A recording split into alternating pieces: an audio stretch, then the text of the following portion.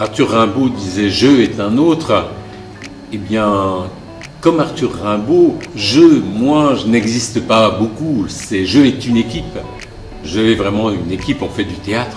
Donc il y a moi, Thierry Vincent, qui fait l'adaptation du texte, Élodie Tampon-Lajariette, qui joue Allumette, Élise Clary, qui joue Andersen, une femme qui joue un homme.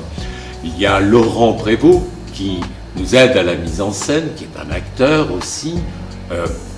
Gigi, qui s'occupe des costumes. Josia Clément, qui s'occupe de la scénographie. Il y a Osokine, qui s'occupe du design sonore. Guillaume Zanier de la vidéo, j'en passe, et j'en oublie. Donc en fait, on est toute une équipe, le jeu n'existe pas trop en théâtre, il s'est un peu dilaté, c'est jeu. On est nombreux. Je fais du théâtre, je dirige une compagnie de théâtre avec des amis artistes. Nous sommes nombreux, par exemple, sur La Petite Fille aux Allumettes, on est presque une dizaine de personnes, alors qu'il n'y a que 2 personnes sur scène.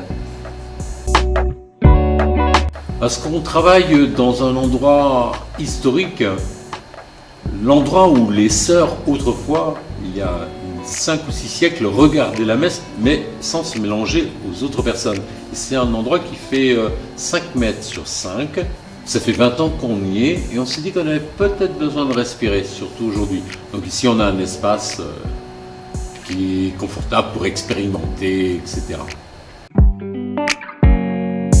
Bien d'abord, c'est pas passé. Ça passe pas. On trouve, on cherche. C'est un peu quand on fait la cuisine, on ne sait pas. Une fois que le repas est servi, c'est bien. Là, pour le moment, ça se passe. Ça ébullitionne. Et comme ça s'appelle allumette, ça phosphore. On a repris un conte célèbre, c'est La Petite Marchande d'Allumettes d'Andersen. Et ce conte est vraiment tellement triste et impossible aujourd'hui de supporter une histoire pareille. Donc Allumette, le personnage du conte, convoque Andersen et lui dit « c'est pas possible, je peux pas me faire à l'idée de mourir demain ». Andersen lui dit « mais ça marche très fort, c'est traduit dans 36 pays ». Elle lui dit « non, je veux pas mourir demain ». Et elle le convainc de réécrire son conte en trouvant d'autres solutions pour apitoyer les gens, que des enfants meurent.